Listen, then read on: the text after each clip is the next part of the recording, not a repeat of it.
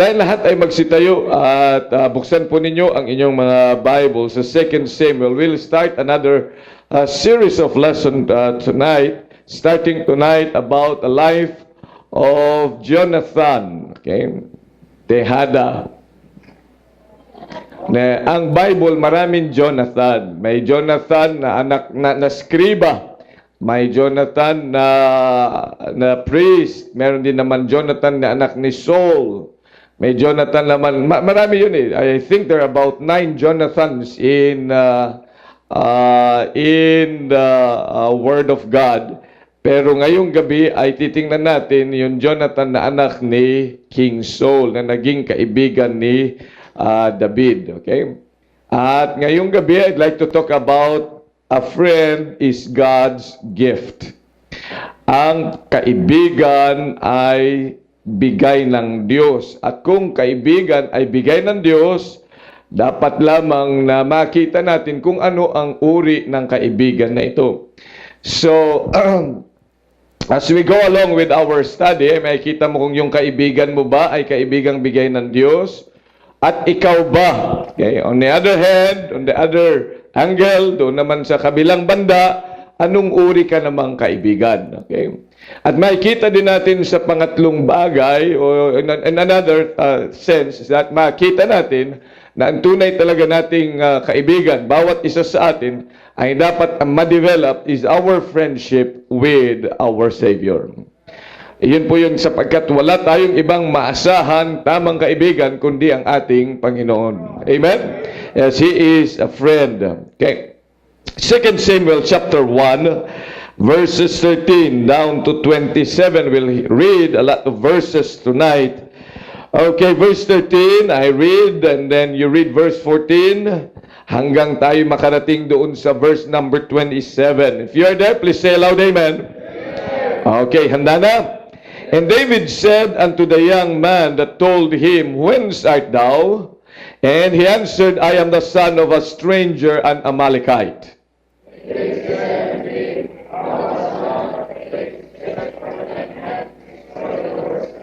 And David called one of the young men and said, Go near and fall upon him. And he smote him that he died.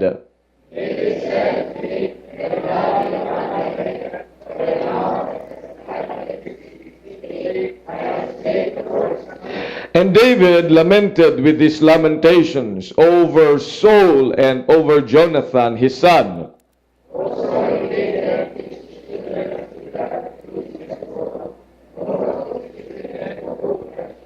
The beauty of Israel is slain upon thy high places. How are the mighty fallen?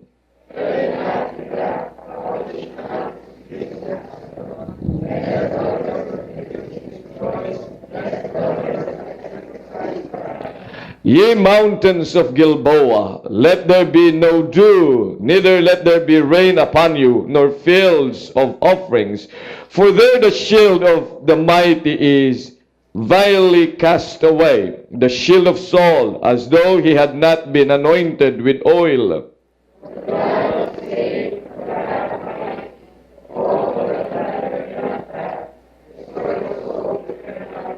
Saul and Jonathan were lovely and pleasant in their lives, and in their death they were not divided. They were swifter than eagles, they were stronger than lions.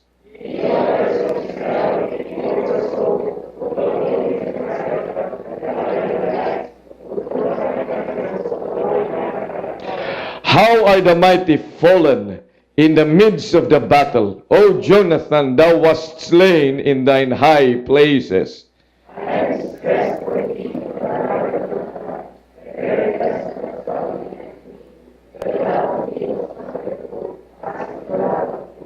How are the mighty fallen, and the weapons of war perish. Dakilang Diyos, pagpalain mo po ang mga talatang ito na amin pong binasa at iba pang mga bahagi ng inyong salita na amin nga pong bubuksan, pagninilay-nilayan.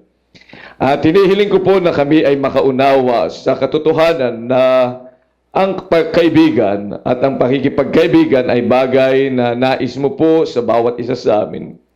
Subalit makita po namin, Panginoong Diyos, na ang kaibigan ay galing sa iyo.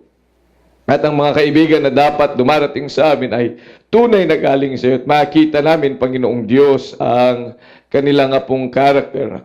At upang kami din po, Panginoon, ay maging tapat at tunay na kaibigan para po sa mga tao na niluloob mo para aming makilala. Maraming salamat sa pagkakataong ito. Holy Spirit, I pray that you would help us to understand. At kagaya po ng naisin mo sa inyong salita, kami ay maging mapagbantay upang kami, Panginoon, ay maging blessing sa mga tao na inyong nga pong ipinagkakaloob sa amin. Maraming salamat sa oras na ito. Pagpalain mo po ang pangangaral ng inyong salita. Patawad po sa aming pagkakasala at pagkukulang. Holy Spirit, ikaw po ang manguna. At nais ko po maging pagpapala sapagkat ang mga kapatid na nagpunta dito, despite sa init, despite sa kahirapan, sa buhay, despite, Panginoong Diyos, sa mga maraming gawain, ay naririto umaasa ng feeding sa inyo pong salita. And so I ask, Holy Spirit, that you would help us out and ikaw, itago mo po ang inyong lingkod sa kapangyarihan na ipinakita mo po doon sa krus ng Kalbaryo upang ang bawat isa sa amin ay muli mapagtibay sa pananampalatayang pinagkaloob mo po sa amin. Sa pangalan ni Jesus, ito po ang aming samadalangin. Amen. Okay, please take your seats. So, ang kaibigan, ay alam natin, yan ay regalo ng Diyos sa atin at tayo nagpapasalamat na ang Panginoon ay hindi nagkulang at naipakita sa atin ang kanyang pag-ibig, no? Na ang ating Diyos ay hindi ho siya, He is not a detached God, okay? Hindi ho siya kagaya ng ibang mga sinamba ng mga tao that they are detached from them. Tingnan niyo po yung mga artista marahil o yung mga hinahangaan ng mga tao. They are detached from the people. Tayo kilala natin yung sikat na artista, pero hindi naman tayo kilala. Pero palagi nilang sinasabi, I love you fans. Bakit sila nagmamahal? Kasi tayo ay nagbabayad at pinasisikat natin sila at pinayayaman natin sila. At kalimitan, yan po ang nangyayari. No? Pero hindi po ganyan ang ating Diyos na sinamba. Amen? Ating Diyos is not a detached God. Siya po ay aktibo sa ating buhay. At kung makikita nyo na napapamahal tayo sa mga kaibigan na nagbibigay sa atin, no? We become closer to persons that give us gifts. Kaya nga mas napapalapit tayo sa kanila sapagkat tayo ay nakakatanggap sa kanila. Now, tonight, I'd like us to understand na ang ating Diyos ay siya ang Diyos na buhay at siya ay nagkaloob sa atin ng mga kaibigan. At kahit kailan ang Panginoon ay hindi ho siya madamot na Diyos. Amen? At maraming salamat na nagbigay ng Panginoon ng kaibigan. Now, sabi ng Proverbs 17 verse 17, look at your Bibles, nakikita natin dito na ang kaibigan, sabi nga ng Panginoon, na kanyang ibinigay, a friend loveth at all times. Proverbs 17:17. And a brother is born for adversity. Tingnan nyo sa dalawang verses na ito. Sa isang verse na ito, pinakita sa atin ang kahalagahan ng kaibigan. Okay? Kaya nga yung magkapatid ko, minsan sila nag-aaway, di ba? O kadalasan, lalo na siguro kung sila ay twins, no? Nag-aaway, no? O kaya sila ay yung nasa gitna at saka yung bunso, o kaya yung panganay at saka yung bunso magkaaway, you know. But a friend, and sabi ng Panginoon, loveth at all times. Ano, bakit ganito ang niloob ng Diyos? Sapagkat kailangan talaga natin na constantly we be affirmed of love. Yan po ang pangangailangan ng tao. Ang pangangailangan ng tao ay hindi lang pera. Hello, mga bata, makinig maigi. Ang pangangailangan ay hindi lang pera, hindi lang yung pambili ng biskwit, hindi lang yung pambili ng candy. Ang kailangan ng tao ay love, pag-ibig na nanggagaling sa Diyos, because we are human beings At kahit nga doon sa Maslow's hierarchy of needs, di ba? Sa Maslow's hierarchy of needs, makikita natin pabaliktad kasi sila eh. Inuna nila ang basic needs like house, food, shelter, medicine. Yan para sa katawan. Yung pangalawa doon sa need na yan, ayon sa nilang pananaw, ay yung social needs. Ito yung mga relationships, relational. At kahit kailan, really, no man is an island. Kung walang tao, makikipag-relate siya. Saan? Makikipagrelasyon sa hayop. Kaya yan nangyari kay Tarzan, di ba? Kaya siya nagmukhang unggoy at ang kanyang gawi ay unggoy. Bakit? Kasi ang kanyang kasama-sama ay unggoy. No? Kasi sabi ng Bible, iron sharpeneth iron, so a man sharpeneth the countenance of his friend. Kaya bilang mga anak ng Diyos ay nakita ng Panginoon yan that we need love. Kaya marami mga tao ang dispalinghado ang kanilang buhay because they have not found complete love sa kanilang mga mahal sa buhay na inaasahan. Kaya nga kung minsan marami ang mga di ba yung tinatawag natin na mga malfunction sa relationship. Alam niyo yung mga tao, kagaya ng taong siloso. O kaya, sino mga siloso ho dito? Yung mapag-imbot ba yun? Hindi. Masyadong mapanghinala. Hindi din eh. Siloso siya. John Mark, ikaw ba yun? Mapanghinala. Pero makikita na, alam nyo yung, ito ay mga sintomas lamang na ang tao ay hindi nakatanggap ng tamang pagmamahal. Ito nangyayari. Kaya nga, may mga malfunction sa atin pong mga relationships. Dahil diyan, bakit may mga madamot na mga bata? Bakit may mga kasi nga, because they have not been educated about what they need. At hindi na ipagkaloob sa kanila yung pag-ibig. Kaya nga, ang sabi ng He has provided a friend so that the love that a person needs at all times will be met para maibigay sa kanila yung pangangailangan na yan. Sapagkat yun ang pangangailangan ng isang tao. We need love. At kinakailangan natin yan sa ating buhay. Kaya kung meron kang mga dissatisfaction sa buhay mo, lumalabas lang talaga na ikaw'y nagkulang ng pag-ibig o kaya ikaw ay nagkulang ng pagtanggap ng bagay na yan sa iyong history. Kaya makikita mo talaga yung mga nambubugbog ng asawa, yung mga pumapatay dahil lang sa selos, yan. Lahat ng mga yan, ito ay mga sintomas ng yung mga rebelde na mga anak. Okay? Akala nila ay nagrebelde lang sila for yung mga hindi pala uwi sa bahay, ang mga ito ay simptomas lamang ng kakulangan ng pag-ibig na nanggagaling talaga na that a man needs. Okay? Kaya nga dito maraming mga kilala ka na KSP, di ba? Yung mga kulang sa pansin. Yan, maraming kulang sa pansin. So ano ang gagawin niya? Magpapapansin. Either positively or negatively. Di ba yung mga papansin? Yung mga akala mo may sakit, wala naman talaga. Nasa isip lang yung sakit, may sayad. No? Okay. Pero bakit nagkakaganon? Kasi nga, sa kakulangan. Okay? Kaya ang sabi ng Panginoon, a friend loveth at all times, and He provided us friends so that need can be met. Okay? Kung hindi man na ipagkaloob ng pamilya o hindi man na ipagkaloob ng isang kapatid who is an adversary, ay maipagkakaloob yan ng at least ng kaibigan. Kaya yan ay minute na ng Panginoon. Alam niya yun, pangangailangan natin. Okay. Proverbs 18 verse number 24. Look at your Bibles. Proverbs 18 verse number 24.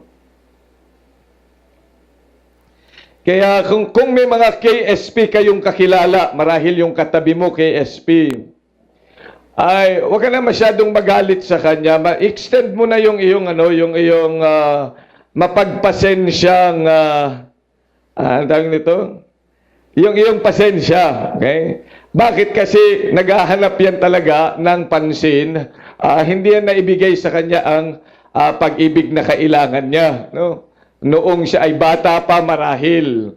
Kaya KSP, yan yung mga busy ka, pagkatapos yan ay mangungulbit sa'yo, busy ka, siyang iniistorbo ka, nakikinig ka ng salita ng Diyos, kinukwentuhan ka. Yan yung mga kulang sa pansin yan. Oh. Kaya, wag kang now, I'm not justifying kayong mga palakwento pag nagtuturo ang Sunday school teacher at saka pag nag-preach ang pastor. I'm not justifying what you are doing. No? Tayo tumahimik ka na. Huwag kang magulo. No? Pero bilang mga anak ng Diyos, kung may kakilala kang ganyan, lalo na kapag kapatiran, ay wag kang magiging maiksi ang PC mo, no? Okay, na sa susunod ay hindi mo na siya kakausapin. Kausapin mo pa rin at ipag-pray mo kasi kailangan niya yon. Proverbs 18 verse number 24. Anong sabi? A man that hath friends must show himself friendly, and there is a friend that sticketh closer than a brother. See? There is a friend that sticketh closer than a brother. At mapalad ka kapag binigyan ka ng Diyos ng a friend that sticketh closer than a brother. Amen. Kaya ikaw ba'y pinagkalooban ng kaibigan that sticketh closer than a brother? Kung ikaw ay pinagkalooban, talagang sobrang palad mo. Ngayon, kung wala ka pa at naghahanap ka pa, ang ipag-pray mo, talagang ibigay sa iyo ng someone who is a friend that sticketh closer than a brother, but not someone who is going to destroy your life. Amen? Iyan po ay bigay ng Panginoon. You see, there is a friend that sticketh closer than a brother. Kaya yung mga talatang yan, yung sinasabi, there is a friend that sticketh closer than a brother. It is possible that in our lifetime, we will find a friend who is sticker, or who is closer, who sticks closer than a brother. To us, na kahit na kung minsan tayo ay madapa ng ilang beses, ay naroon siya na nakakaintindi sa atin. That He will not condemn us, that He will not, hindi niya tayo sisipain, kundi tutulungan na bumangon. At napakapalad mo kung meron kang kaibigan na ipinagkaloob ng Diyos na ganyan. Amen? And there is a friend that sticketh closer than a brother. And God gives a friend just like that. And then Proverbs 27 verse 6, anong sabi? Proverbs 27 and verse number 6. This is a truth, but it is a masakit na katotohanan ito. Sabi niyan, faithful are the words of a friend, but the kisses of an enemy are deceitful. Dapat po din tandaan na hindi lahat ng kaibigan, ang totoong kaibigan, ay hindi yung ikaw ay hahayaan sa iyong mga masamang gawi. Kapag ito ay hindi nagsasabi sa iyo na masama yan, ikaw ay ikasisira mo yan, kung hindi kanyan binibigyan ng warning, that is not a friend. But according to the Bible, a friend, faithful are the words of a friend. Mas maigi pa na masaktan ka ng kanyang sinabi kaysa ikaw ay masira saan? Ng halik ni Judas. Amen? Ng mga tao na nagsasabi, okay lang yan, sige lang. Okay? Kapag pag yan ay yung mga naninita marahil sa iyo, okay, they seem to be not a friend to you, but the Bible tells us, faithful are the wounds of a friend. Amen. Faithful. Yung mga sakit na ibibigay sa iyo dahil ikaw ay tinuturuan ng tama kesa sa isang tao na hindi nakikialam sa iyong buhay kundi hinahayaan ka sa masamang gawi. Amen? So, yan dapat nating pakatandaan. At ito po ay bigay ng Diyos. Itong klaseng kaibigan na ito, bigay ng Diyos. Amen? At magpasalamat ka. Ano ba naman yan? Parang wala na yata akong, hindi na yata ako nakakatakas. Parang tinitingnan ko yung ng mga sa single working ladies. Ang mga yun ay dati naturuan mo sa nursery, sa academy, yung iba. Parang sabi ko, mukhang walang ligtas yan kay Ma'am Clay. Noon pa, nung mga bata sila, mga naglalaro pa na patintero, nung tulo pa yung kanilang uhog, ngayon na kay Ma'am Clay pa rin.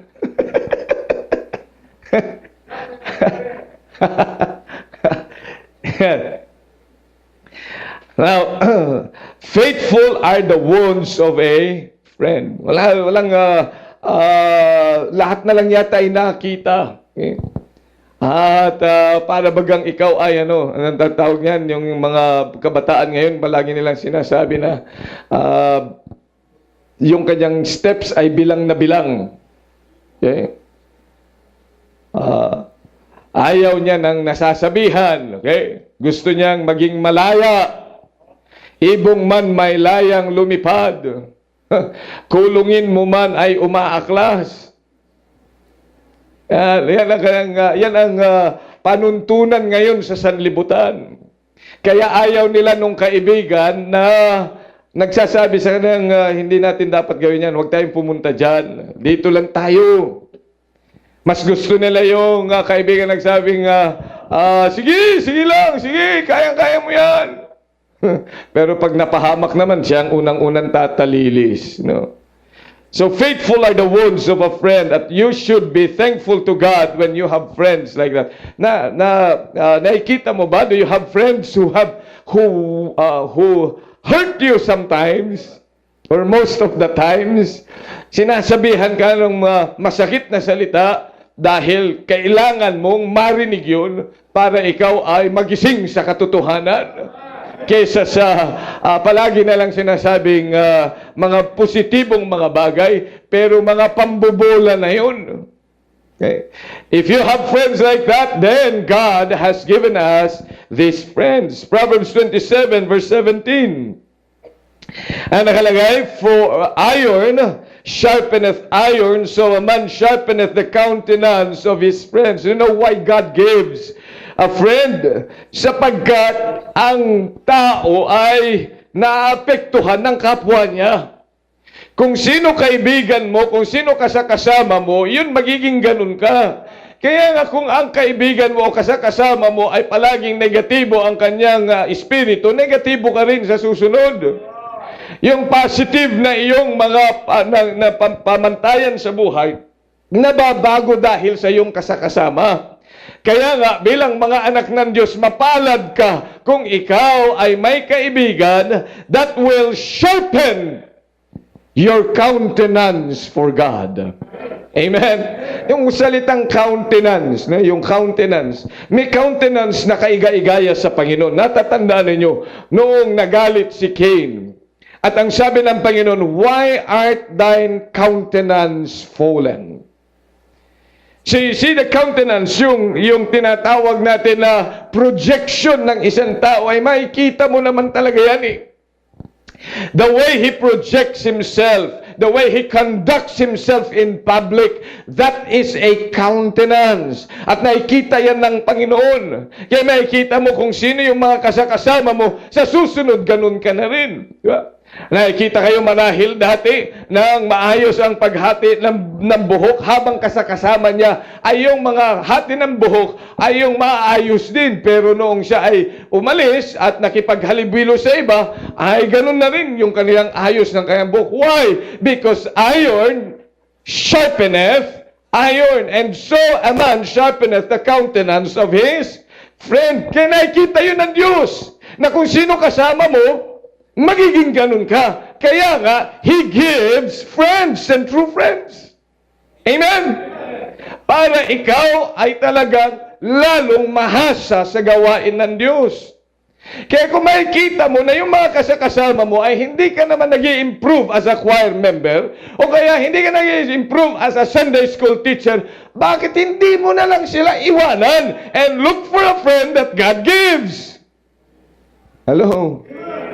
Eh kung ang kasama mo, hindi ka na may encourage para magturo ng ayos. Hindi ka, Sunday school teacher ka, o kaya full-time worker ka, o kaya ikaw ay usher. Pagkatapos hindi ka natututo na mag-usher ng ayos, bakit? Sino ba kasi kasama mo? Kinakailangan na makita mo, hanapin mo yung tao na dapat lamang na makasama mo. Because iron sharpeneth iron. At yan ang pinamaganda. God gives us friends so that we can be influenced by them. Amen? Kaya kailangan ko kasi natin yun. Bakit ba ako natuto magsuot ng balong, ng necktie? Eh siyempre, hindi ako nakihalubilo doon sa mga ayaw. Kapag ayaw niyan, ay siyempre hindi ako matututo magsuot ng ayos. Kasi ayaw naman yan. Pag sinabi niya, kasama ko palagi sinasabi, nakapambu ka na naman. O, Jose Rizal ka na naman. Ay kung sa araw-araw na maririnig mo yun sa kanya, sooner or later, tatanggalin mo na yung Jose Rizal. Tatanggalin mo na lahat. Maglalagay ka na yung kagaya nila para hindi mo na naririnig. But you see, if we with people whom you would like to be, ay maging maayos, ako'y naging maayos na magsuot ng mga ng damit na ganito kasi nga ang aking naging kaibigan ay si Pastor Ed. Eh kung ibang maging kaibigan ko, siyempre tuturuan ako na habang nagpe-preach ay naka-t-shirt. Kasi yun naman ang kanilang ugali. O kaya ako ay lalabas na naka-shorts. Oh. Sabi ni Bene, amen. Sana ganun din kaibigan ko. Sige, di punta ka. Pero habang yan daw, kasi nga kailangan natin. And so God provides gifts. At nakikita nyo ba, mga kapatid, na ang simbahan ay binigay ng Diyos para sa atin at ang mga tao na nariyan, lalo na mga leaders na naririyan, na magkaisa, na nagtataas ng ating standardiyat at salita ng Diyos, sila ang tunay na mga kaibigan. Kaya lang nakakalungkot, mas marami kang kaibigan sa labas kaysa sa mga tao sa simbahan. Eh kaya ganyan marahil ang buhay mo. Hindi ka mai-impluensyahan, kapatid. Because a man sharpeneth the countenance of his friend. Okay, tingnan niyo si Marlon, biglang nagkaroon ng necktie. Matindi. Wala pang isang buwan yan. Oh, wala pa. Siguro pag palagi kang kasama ni Benny, nakatak out ka na rin. Ay, hindi. Pag nakabarong. Yan. Okay. Kasi nga, kung sinong kasama mo. Now, friend, what is a friend? Well, sabi ni Miriam, hindi Santiago, si Miriam Webster. Ang sabi niya, one that is attached to another by affection or esteem. Or an acquaintance. Sabi pa niya, one that is not hostile. Okay? One that one that favors or promotes something, or a favored companion. Pero ang Bible, makikita natin na unang binanggit ang salitang friend saan? Sa panahon ni Judah. Hindi pa yan ginamit sa ibang mga bagay. Yan, sa Genesis chapter 38. Tingnan po ninyo ang salita ng Diyos. Para maunawaan natin kung ano ang kaibigan. Ano? Ibinigay ng Diyos. At ano ito? Tingnan po ninyo. Unang binanggit ito sa panahon ng pagluluksa ni Judah. Noong namatay ang kanyang asawa. At dito sa Genesis chapter 38 verse 12, nakalagay dyan, and in the process of time, the daughter of Shua, Judah's wife, died. And Judah was comforted, and went up unto his sheep shearers to Timnath, he and his friend Hira the Adulamite. Dito lang unang binanggit ang salitang friend. Na noong nangailangan, si Judah, after the death of his wife, mahirap talaga mawalan ng mahal sa buhay. Hindi mo talaga yan, ewan ko lang, no? Mahirap talaga yan sa buhay. No? Diba, Osmond?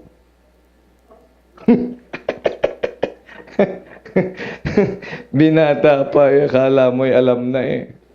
Oo. Mahirap yan. Sa tingin mo, Sir Chay? No? Mahirap talaga. Hindi mo maalaman kung ano gagawin mo. Pero tingnan po ninyo, no? Kaya mayroong idinagdag sa kanyang buhay, a friend called Hira, the Adulamite, na kinakailanman kasama ni Judah so that he will be comforted from his bereavement, yung sa kanyang pagluluksa.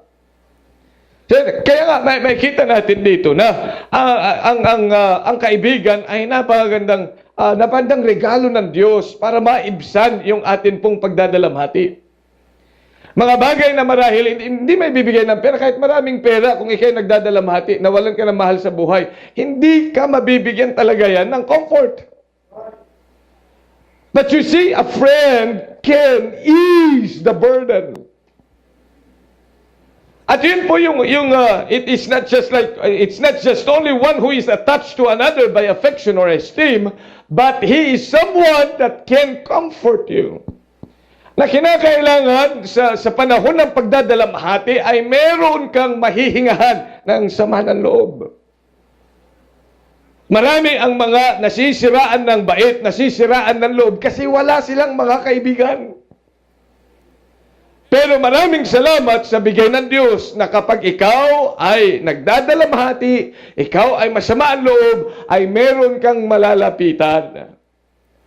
See, dito sa pagkakataon na ito ay wala naman silang nakikita na usapan na idiniklara ng salita ng Diyos, but he was just a companion so that he would be comforted, at kung saan man siya pumunta, naroon yung kaibigan niyang si Hira, the Adulamite. And hindi ba napagandang bagay na kahit kung minsan hindi man nagsasalita ang kaibigan mo, kung kasama mo okay lang? Amen? Oh, sapagkat iba ang naibibigay ng kaibigan. Now, pangalawang binanggit ito naman ay sa buhay ni Moses. Tingnan nyo sa Exodus chapter 33. Dito na, si Moses, ang kanyang naging kaibigan ay ang Panginoon mismo. Exodus chapter 33, verse number 11. And the Lord spake unto Moses face to face, as a man speaketh unto his friend. And he turned again into the camp, but his servant Joshua the son of Nun, a young man, departed not out of the tabernacle. Itong pangalawang pagkabanggit, na isang leader, na someone who cannot relate with others sa mga tao na nasa ibaba. Wala siyang makausap. Wala siyang maaaring pagbigyan ng sama ng loob. Wala mag-comfort sa kanya. And yet, here is Moses talking with God like just as a man talketh with his friend. Amen?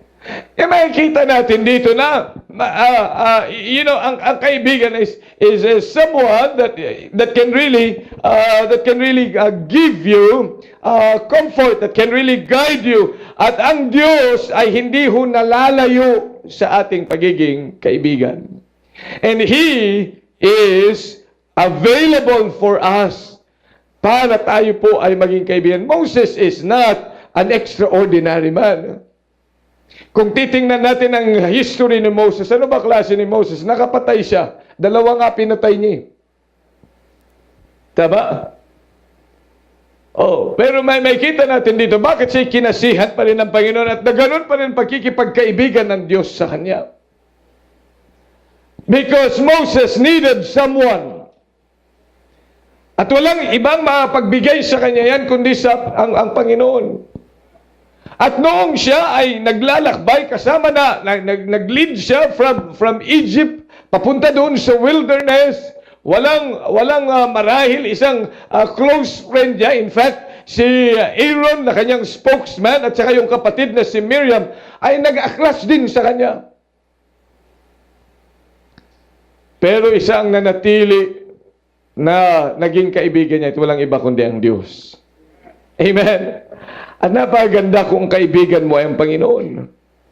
In fact, although hindi man nabanggit na salitang friend sa panahon ni Abraham, pero siya po ay binanggit sa James chapter 2. Tingnan po ninyo, James chapter 2.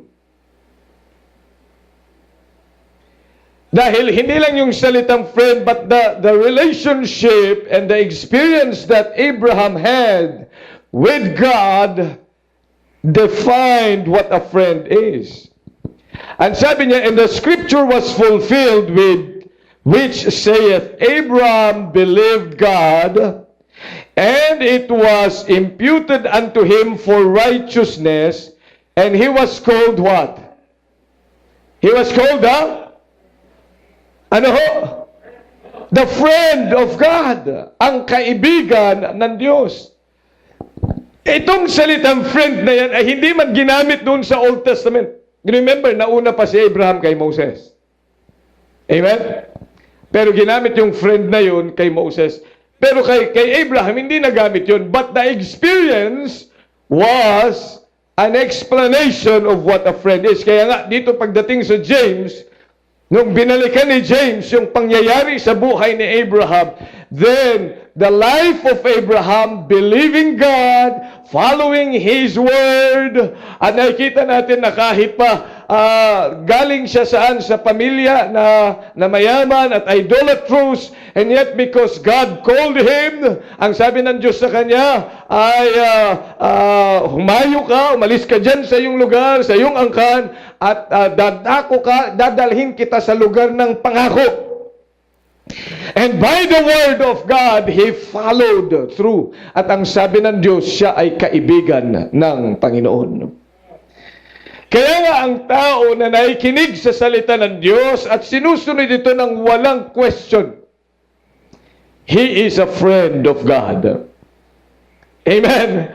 Siya ang friend ng Diyos. Ang friend ng Diyos, siyempre yung tao na nananampalataya sa kanyang salita at ang kanyang lakad ay ayon sa kanyang salita. Kaya nga, he that is friend of the world is enmity against God. Kaya kung ang buhay mo ay hindi ayon sa salita ng Diyos, alam mo na salita ng Diyos yan, pagkatapos ay sinusuway mo pa rin, sinasalangsang mo pa rin ang salita ng Diyos, you cannot say you're a friend of God. Because a friend of God loves to hear the word and loves to obey the word of his God. That is a friend of God. Kaya nga, he was called the friend of God because he believed God. Abraham believed God. And it was imputed unto him for righteousness. Yung kanyang pananampalataya sa Diyos ay nakita saan? Sa pamamagitan ng pakikinig niya sa salita ng Diyos. Nung sinabi niyang, get thee out from your kindred, and I will lead you to a promised land. Promised land, saan yun? Promise. Pinangako kong lupa. Pangako. Ha? Pangako? Nasaan po titulo? Wala. Nasa pangako. Nasa salita ko. Just like as a child was believing his mom or maybe his dad, bibigyan kita ng candy bukas. Parang itong mga bata sa daycare. Sabi nung narinig ko na isang nag-alaga sa kanila, tulog na. Kasi mamaya, paggising nyo, may ice cream. Aba, nagsitulog din yung mga bata. Yung hindi matutulog, walang ice cream. Ang tanong ko, saan kaya kukuha ng pangbili ng ice cream itong kapatid na ito? Hindi ko pa nga natatanong kung binigyan talaga ng ice cream. Pero natulog yung mga bata, nagising yung mga bata. Hindi ko alam kung tinanong nasa na ice cream. Pero tingnan nyo, childlike faith. Kung ang tao nga, kung yung mga bata nakikinig doon sa pangako ng mga teacher, na kung minsan ay mapapako lang, ay ito si Abraham nakinig sa salita ng Diyos, dadalhin siya sa lupang pangako na wala namang titulo. At hindi pa niya alam kung nasaan. Saan ho dyan? Basta makinig ka lang sa akin at dadalhin kita doon. As you walk along, ipapakita ko sa iyo kung nasaan. Nakinig si Abraham, and it was counted for him to be a friend. Kaya kapag sinabi nating friend, talagang he walked with God. He was walking with as the Word, as God was really telling him what to do at kung saan siya pumunta. Kinig siya. At kagaya din ni Noah na kinausap ng Diyos para gumawa ng arka. He was a friend of God because he built the ark according to the Word of God. Kung iisipin nyo, sino ba si Noah? Saan siya nag-aral? Inhinyero ba siya? Meron na bang mga universities nung kanyang kapanahunan kaya? Paano siya nakagawa ng arka? Paano siya nakagawa ng napakalaking daong? Saan niya nakuha yun? Sa Diyos. Nakinig lang siya sa Panginoon. At ang sabi ng Panginoon, ito ang gawin mo, doon ka gumawa saan? Sa bundok. Pero magagawa ka ng arka sa bundok. Di ba dapat gagawa ka ng daong sa dagat? Pero siya doon sa bundok. At first, siya nagtatawa, pero hindi nila alam ang plano ng Diyos. After 100 years, more than 100 years, yun, dumating na yung plano ng Panginoon. At yung tinawanan nila, yun ang hiningan nila ng tulong, pero sarado na, sabi ni Noah. Di ba? Yung mga pinapakanta natin sa mga bata, yan po ay hindi yan mythology. Yan po ay katotohanan. Na si Noah ay gumawa ng arka. Pagkatapos ay bumuhos ang ulan at bumaha. At ang arka ay nagsarado. Pagkatapos ang mga tao, Noah, papasukin mo kami. Ano sabi ni Noe? Hindi pwede. Ang arka ay sarado na. Kung minsan akala natin ay mga ano lang yan, yung kagaya na napapanood sa television ngayon ng mga bata. Yung flying book. Nung nagkukwento, nag-Bible study ko noong Saturday sa isang pamilya, pagkatapos ay nagbabanggit na ako tungkol yan. Ay, napanood ko po yan sa flying book. Pero mo yan, doon siya nanood, hindi sa salita ng Diyos. Pero nakakatuwa na habang binabasa mo ang salita ng Diyos, mga kabataan pa lang yun, 12, 9 years old, pero nakikinig, talagang lumapit pa sa akin. Nakakatuwa, kaya nga, nung ibahagi ko ang salita ng Diyos sa kanila, talagang wala silang mintis. No? They really receive the Lord as their Savior. Bakit ito? Sapagkat sila nakinig ng salita ng Diyos. And that defines a friend with God. Dahil na ipag-usap. Yan, makikita natin yung pakikipag-usap. Pero alam nyo ba na may mga masamang mga pagbanggit din patungkol sa kaibigan? Mismo ang Panginoon, nagsabi. Sa Deuteronomy chapter 13, verse 6, tingnan po ninyo. If thy brother, thy son of mother, or thy son or thy daughter, or thy wife of thy bosom, or thy friend, which is as thy own soul, entice thee secretly, saying, let us go and serve other gods, which thou hast not known, thou nor thy fathers, namely of the gods of the people which are around about you, nigh unto thee, or far off from thee, from the one end of the earth, even unto the other end of the earth. Verse number 8, anong sabi na salita ng Diyos? Deuteronomy 13, thou shalt not consent unto him, nor hearken unto him, neither shall thine eye pity him, neither shalt thou spare, neither shalt thou conceal him. Verse 9, pero ang sabi niyan, but thou shalt what? Pambihira, yan. Thou shalt surely kill him. Thine hand shall be the first upon him to put him into death. And afterwards, the hand of all the people. Meron mo yan? Kung masama yung kaibigan na yan, ay dapat wag kang magdalawang isip. Now, we're not saying you're going to kill them now.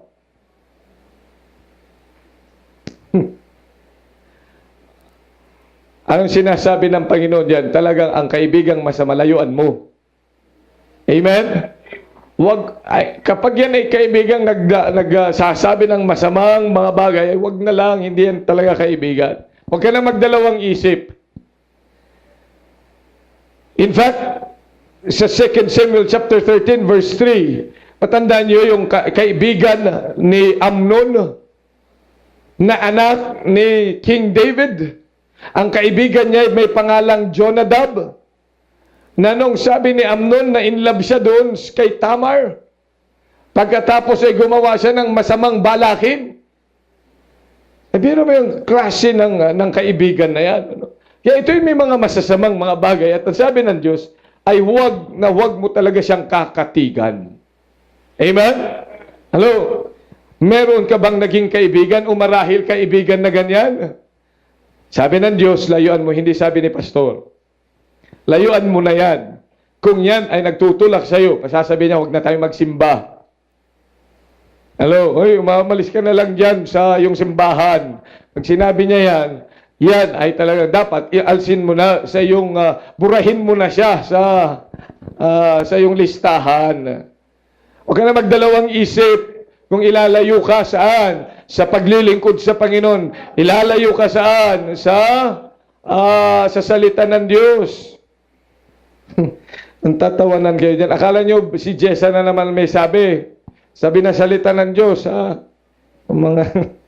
Okay. So, may kita natin. Pag yan, mga yan, maglalayo sa atin, wag mo na siyang puntahan, wag mo na siyang kasamahin. Yan. Salita ang sabi ng Panginoon. So, kaya, may kita natin, yan po yung kaibigan, na sinasabi ng salita ng Diyos. And, kay Jonathan, si David, ito sa ating binasa kanina, ay napakagandang bagay na nakatagpo siya sa persona ni Jonathan. Kasi ang ibig sabihin ng Jonathan, mga kaibigan, yan po ay God, Jehovah has given. Ibig sabihin ng Jonathan. Oh, kaganda nun. John, maganda pala pangalan mo. So, si Flor nakatagpo ng Jonathan. God, Jehovah has given. Kaya tiyakin na, bakit natin masasabi that He was given by Jehovah? Number one, because He respected God-ordained authorities. Si Jonathan, although siya naging kaibigan ni David, noong makita niya napapatayin siya ni Saul, hindi siya umalis sa paglilingkod sa kanyang hari. Yan yung sa ating binasa kanina, sa 2 Samuel 1:23. Yan yung description ni David sa kanyang kaibigan.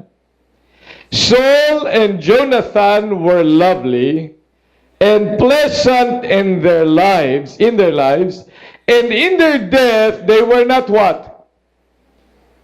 Pakitingnan yung salita ng Diyos. They were not divided. You see, they were swifter than eagles. They were stronger than lions. You see, naroon pa rin yung pagkiling niya sa God-ordained authority. Just as David was so respectful of the God-ordained authority, hindi nga niya masaling the anointed of the Lord. Na kahit nagkaroon na siya ng 2 beses na pagkakataon na maaaring gapihin na siya, si King Saul, patayin si King Saul. Pero he said, I will not put mine hand against the Lord's anointed. Hindi ko yan sasalingin. Kaya dito rin sa ating binasa kanina sa 2 Samuel, hindi ba, na meron isang lalaki. Actually, yung lalaki sinungaling na yun eh. Akala niya, sa pagsasabi, sinungaling na siyang pumatay kanino kay Saul at sa kinuha niya yung corona kay Saul, na ibinigay niya kay David. Akala, ipopromote siya ni David. But because he had a true friendship with Jonathan and a true friendship respect ordained authorities, he has always respected authority. Palagi niyang inilalagay that He is the Lord's anointed. Siya ay pinili ng Diyos. Hindi ko yan sasalingin. Hindi ko yan sasaktan. In fact, noong siya nga ay kumuha lamang ng kapiraso doon sa laylayan ng damit ni King Saul para pagpapatunay na lumapit siya, nasaktan pa siya.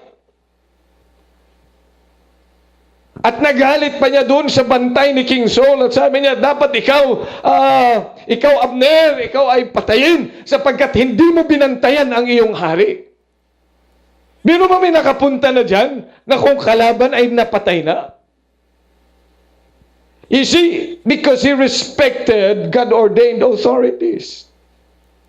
Yun ang true friendship. Amen? Na dapat ay nire-respeto niya saan yung God-ordained because Jehovah has given. And Jehovah Himself created these authorities. Yung institusyon, the family institution, the institution of the church, the government. Ito yung tatlong institusyon na ginawa ng Diyos. Kaya kapag ikay Kristiyano, hindi nga tayo sumasama sa mga pag-aklas. Amen? Yes, we have to respect that. Hindi tayo ay dapat lamang na magmahal sa simbahan because it is God who ordained the church. Amen? Siya ang nagtatag ng simbahan. Siya din ang nagtatag ng pamilya, kaya nga hindi mo dapat yan hinahati. Hello? Yan dapat sinisira. Kaya bilang mga anak ng Diyos ay dapat nating tandaan, bilang kung iyong kaibigan na yan, He would, if that is Jehovah has given, therefore that friend or that friendship must respect God-ordained authorities. Amen? Number 2, God, because Jehovah has given a friend, He would revere God-ordained communities or people. Tingnan niyo sa 1 Samuel chapter 23. Now, si Jonathan, after na siya po ay nakipaglaban, and he led Israel to victory. Ang mga tao nakita niya na pagod na sila. At narito, and sabi nun sa verse number 17 ng 1 Samuel, and he said unto him, fear not, for the hand of my soul thy father shall not find thee, and shall thou be king. 1 Samuel chapter 14, rather, I'm sorry. Then said Jonathan, my father hath troubled the land. See, I pray you how mine eyes have been enlightened because I tasted a little of this honey. Verse 30. How much more if haply the people had eaten freely today of the spoil of their enemies which they found, for had there not been now much a greater slaughter among the Philistines? And they smote the Philistines that day from Michmash to Ahilan, and the people were very faint. Ano ditong pinapakita ng mga talatang ito? Yung puso ni Jonathan saan sa mga tao na hinirang ng Diyos. Ang mga tao na hinirang ng Diyos na kasama niya saan sa pakikipagbaka ay nandoon yung kanyang pag-ibig. Hindi siya yung kasi kung minsan yung kaibigan natin, inilalayo tayo din. Nagkakaroon tayo ng mga clique sa simbahan. Clique, yung tayo-tayo lang. Circle of friends. And tayo lang na magkakaututang dila, wag na natin siyang isama. Hindi, ang totoong friendship niyan, he will move you to other people. Amen? Hindi niyan kukuhanin ang loyalty at papunta sa kanya. No, true friendship will ituturuan ka na ikaw ay makipaghalubilo at mahalin din ang mga hinirang ng Diyos. Yan ang totoong kaibigan. Hindi yung iniitsapwera ka. Hindi yung kinukuha ang iyong loyalty at para lang sa Kanya at kayo na lang. Tayo na lang. Huwag na sila. Bilang mga anak ng Diyos, kung iyan ay bigay ng Panginoon sapagkat ang lahat ng mga yan ay hinirang ng Diyos, ay dapat lamang na mamahalin din natin. Amen? Yan ang totoong kaibigan na bigay ng Diyos. And number 3, if God give really a friend, then that friend will resign to the will of God. Tingnan po ninyo sa 1 Samuel chapter 23 verse 17 kanina. And he said unto him, Fear not, for the hand of my soul, my father, shall not find thee, and thou shalt be king over Israel. And I shall be next unto thee, and that also Saul my father knoweth. And Jonathan, Saul's son, arose and went to David into the wood and strengthened his hand in God. And they two made a covenant before the Lord. And David abode in the wood, and Jonathan went to his house. Tingnan po ninyo. May pagkakataon na si Jonathan ay maging hari. Pero alam niya yung kalooban ng Diyos. Ayaw na ng Diyos sa pamilya ni King Saul. Kaya pang ano na lang siya, pang background. Alam na yun ni Jonathan. At alam na rin niya ni Saul. Kaya lang si King Saul gusto niya na manatili saan? Sa posisyon. Kaya nga pilit niyang pinapatay sino? Si David. Na pag namatay na si David, ay di si Jonathan ang susunod kasi siyang anak. Dahil alam nila yun mangyayari. But you see, a true friend, mas kakatigan niya alin ang kalooban ng Diyos. Ay, ang kalooban ng Panginoon pang second lang talaga ako. Wala tayong magagawa. Ang totoong kaibigan, kung talagang dyan ka, ikaw ang aking magiging Sunday school teacher, kahit pa mas magaling ako sa'yo, di ikaw aking Sunday school teacher. Amen? Ay kahit man siguro mas matanda ako sa iyo, ikaw ang area leader, di ikaw yung leader. Kahit mas mayaman ako sa iyo, bibilhin ko boto ng mga tao But you see, a true friend will respect the will of God. Amen. Kasi bigay ng Diyos yun di siyempre yung Diyos yung gagawin ng nais ng Diyos, yun ang kanyang gagawin. And so, Jehovah has given a friend. And this is a true friend. Now, tanong, kumusta ka kung ikaw ay kaibigang ibinigay sa iyong kaibigan ngayon? Ikaw ba ay tunay na kaibigan? Bigay ng Diyos o bigay ng kaaway? Pwede. Alin ang pwede? Ikaw ba ay bigay ng Diyos na kaibigan? Then let's be like Jonathan. Amen? That would respect authorities. That would revere God-ordained communities. That would that is resigned to the will of God. Bilang mga anak ng Diyos, ay tayo, nais natin na tayo ay pagpalain ng Panginoon. Let us be indeed friend to others. At tayo ay maging regalo sa kanila. Hindi tayo ay maging kasiraan ng mga tao na ipinagkaloob ng Panginoon. Amen? Let us be good friends. At kung ikaw ay marahil napapalibutan ng masamang mga kaibigan, layuan mo na sila.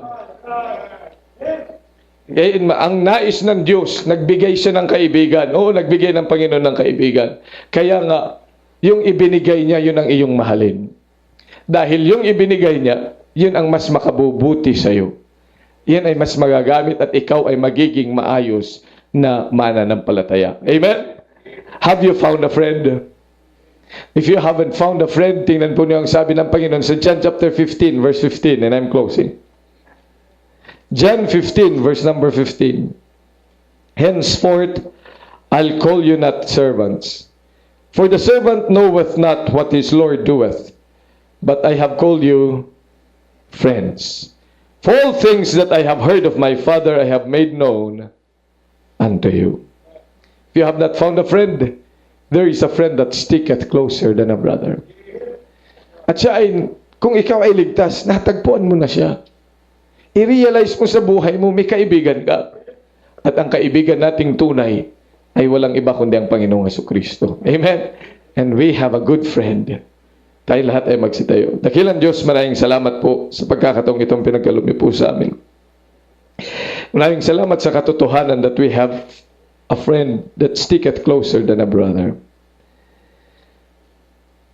Mapalad nga po si David sapagkat nagkaroon siya ng kaibigan na ibinigay mo. Higit sa lahat, Panginoong Diyos, kami rin po ay mapalad sapagkat nariyan ka. And you have called us friends. Itulungan niyo po ang bawat isa sa amin. Maraming salamat sa pagkakataon. Pagpalain mo po ang invitation sa pangalan ni Jesus. Amen. Habang tinutugtog ang awiting panyaya, ba't hindi tayo magpasalamat sa Panginoon sa mga kaibigan na meron tayo? At higit sa lahat, na ibinigay niya ang kanyang buhay para ikaw at ako ay maging kaibigan niya. Ba't hindi tayo dito sa altar may pag-usap sa ating Panginoon? Let's come to the altar.